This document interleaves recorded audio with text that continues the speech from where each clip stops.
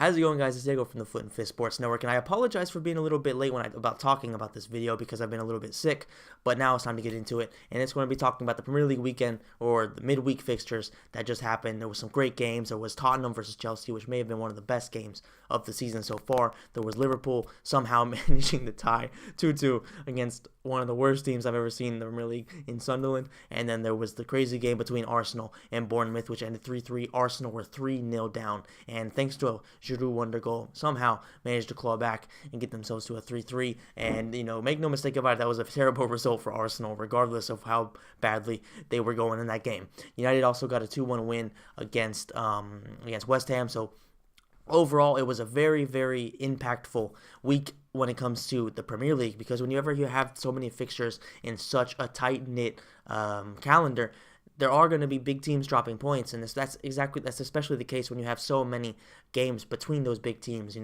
Over in the past few weeks, there have been so many direct battles between rivals in the top six, and we saw how Chelsea fell to Tottenham, and we saw Tottenham destroy Manchester City early on in the season. So Tottenham, make no mistake about it, if they can start finding themselves and doing well even against the small teams, because at times, and this is why they're fifth, at times they drop points against some of the smaller teams where they're supposed to win. So if they can find that consistency and really start developing, and they have such a young team, so if they can really start developing big time, they could be the wild card when it comes to the Premier League title race for the next 5 years. If they can keep all their big players, which they have done. I think they signed 5 or 6 players in the last couple weeks to major contracts. So that's huge for them, and they have all the potential in the world to be able to compete for a long time in the Premier League. And they've made 2 huge statements, but I think this one against Chelsea was even bigger. Early on in the season, like I said, they beat Manchester City handily. It was 2-0 as well. Dele Alli, I think, scored in that one as well.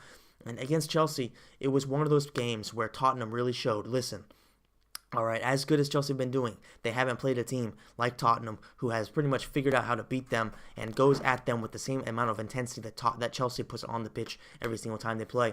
And Tottenham went out there, they dominated the game. There were certain spells where Chelsea were doing pretty well, and it looked like they could have gotten a goal back. But at the end of the day, Tottenham were just the more hungry team, and they just showed like they really, really, really wanted to get this win, and they really were probably fighting for everybody else in that top 6, because if you look at how close they are now, there's really 6 teams in there that could be competing for that top spot. Now, United are 6th, and they're a bit far away. They're 10 points behind. I think that Tottenham are now. What are Tottenham like? Are they?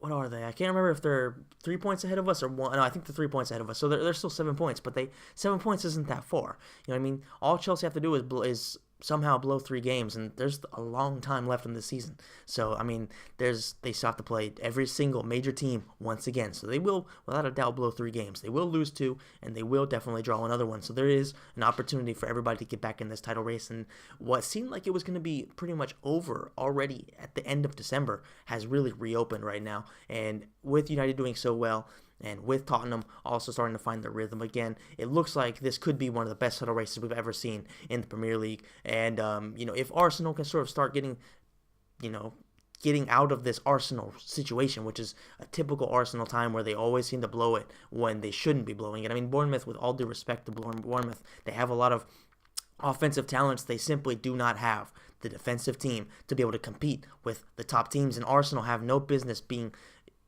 pushed that hard by Bournemouth, let alone being down 3-0, all right?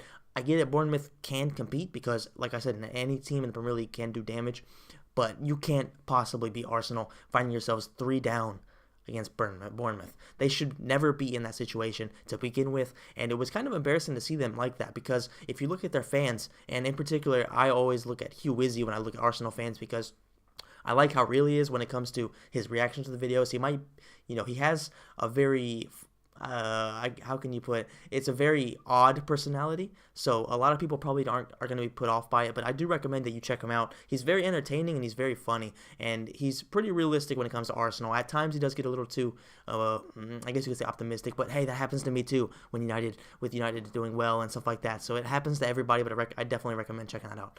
I like what he said, and I do agree. Wenger has to be, questioned, because every single year this happens. It cannot be a a coincidence that every time they get to this spot where they're sort of looking like they are title contenders, they blow it.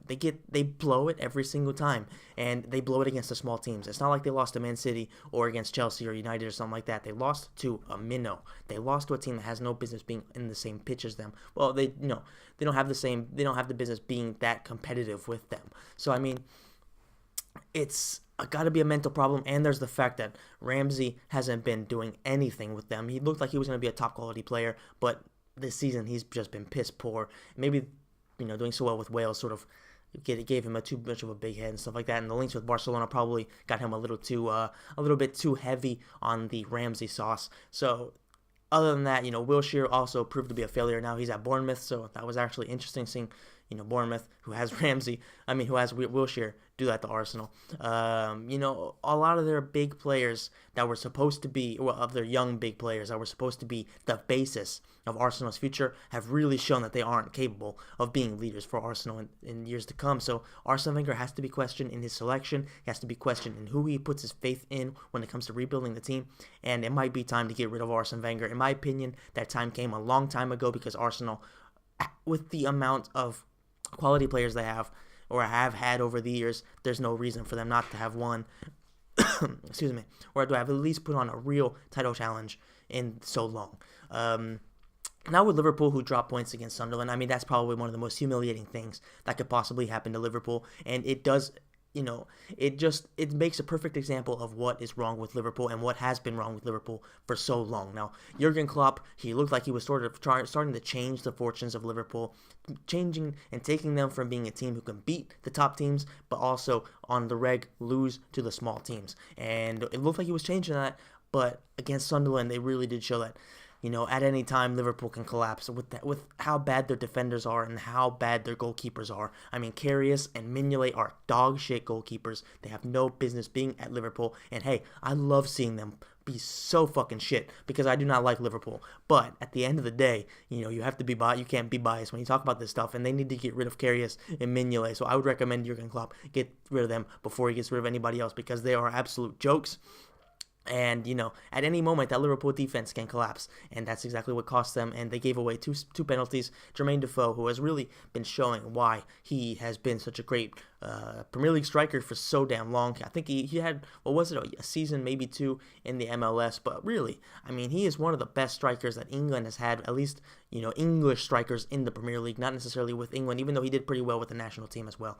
But, I mean, he's really showing why he is one of the top players. And really, I mean, there's quite a few teams that are interested, and Sunderland, rightfully so, came out and said that he is not for sale, because without Jermaine Defoe, they would be in the shitter even more than they already are, and that's hard to do. I mean, he scored a lot of goals for them, and it's really shocking that, having scored so many goals, they are still in such a bad situation. So Sunderland really need to work that out, and Liverpool definitely need to sort something out, because if they really do want to push for a title contention, then they have to change something, because they are just not looking good at all when they draw against a team like Sunderland. So Jurgen Klopp, who I think is a very, very good manager. I've really liked him ever since his Borussia Dortmund time. I think he will figure it out. I think that with one more main transfer window, I don't think he's going to bring in anybody really useful over the January transfer window, but I think over the summer he will sort of make the final adjustments, and Liverpool could potentially be a title challenging team. I think this season they will do pretty well. They probably will finish 5th or 4th. I don't think that they will be title challengers this season, but I do think that a 4th or 5th position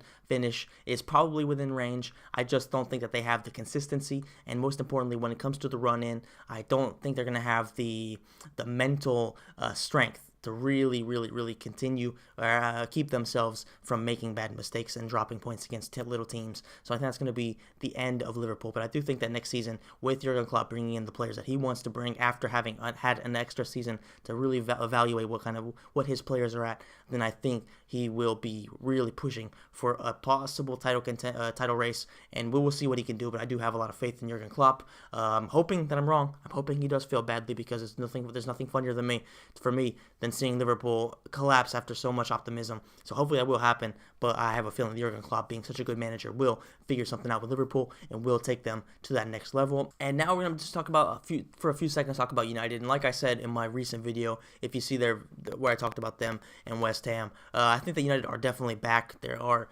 playing or at least getting big results against teams when they probably shouldn't be getting those results. You know, it's fine to win 4-0 against Reading in the FA Cup, but that really doesn't matter to me, especially because we are so expected to be winning those games. What matters to me is getting points in hard games, like you see against West Ham and Middlesbrough. They were very, very tough games, even though we were definitely the better teams, not necessarily in the West Ham game, but in the Middlesbrough game, we were by far the better team. Against West Ham, we were struggling pretty bad to find the goals, even though Faguli got an unjust red card.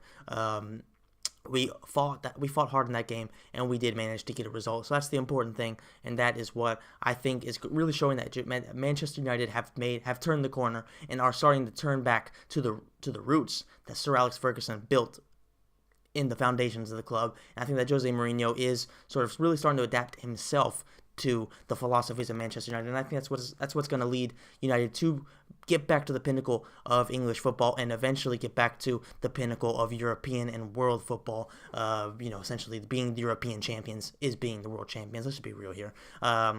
Unless you're Real Madrid and you somehow managed to struggle with a Japanese club. That was pretty fishy, but that is a story for another day. Alright guys, that's the end of the video. If you enjoyed it, please hit the like button and please subscribe so you can always be updated on my new videos. And please share it with any friends that you think might be interested.